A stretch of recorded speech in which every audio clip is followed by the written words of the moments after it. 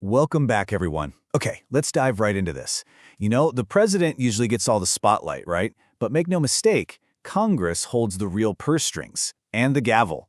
Every 2 years, we head to the polls for what's literally the most consequential event in our political cycle, the U.S. midterms. They might not have the flashy global fanfare of a presidential race, but they have this immense power to completely reshape American politics and honestly, dictate the country's entire future.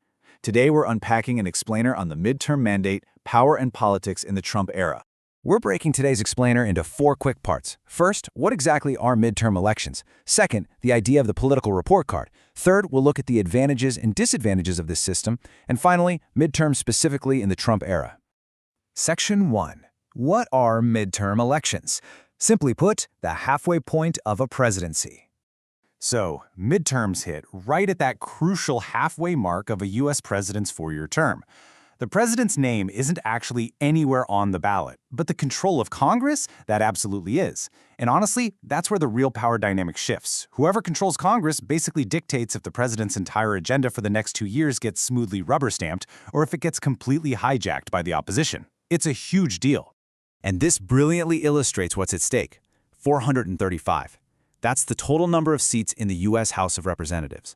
And get this, during a midterm, every single one of those 435 seats is contested.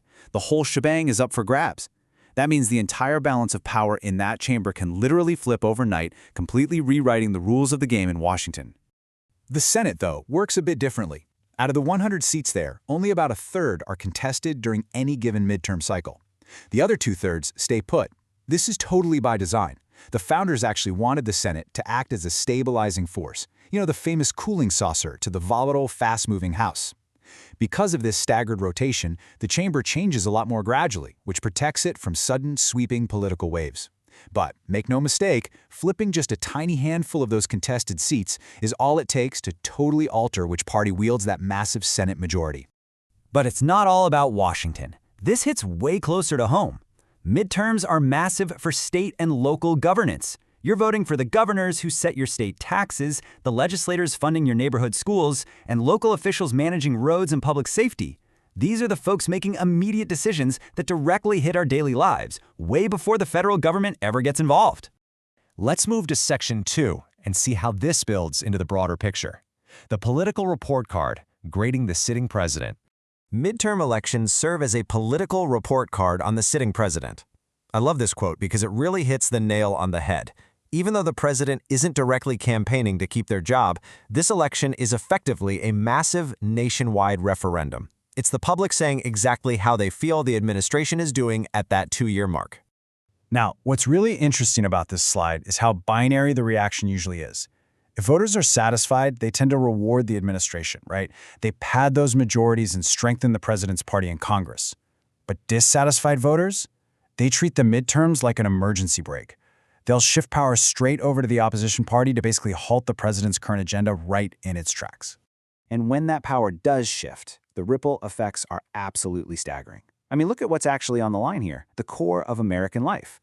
We're talking taxation, healthcare, education, the entire federal budget, immigration, and national security. And it goes way beyond just making laws. The Senate controls judicial confirmations, approves key cabinet officials, and heavily steers the direction of U.S. foreign policy. There is just an immense amount of power up for grabs. All right, Section 3, advantages and disadvantages. Let's quickly look at the pros and cons of this system. Having major nationwide elections every 2 years naturally creates some tension. On the plus side, you get incredible democratic accountability. Voters basically get to evaluate the government right in the middle of a 4-year term, which creates a political balance that prevents unchecked power. It sounds great, but that balance comes with some very real downsides. We're talking notorious legislative gridlock, intense hyperpolarization between Congress and the White House, and this is the real kicker. These massive decisions are often made by a much smaller fraction of the public, simply because voter turnout is notoriously lower in non-presidential years.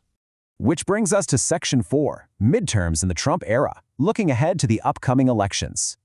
So in this cycle, voters are laser-focused on a few core things. Think wallets and borders. The economy, inflation, and immigration are front and center.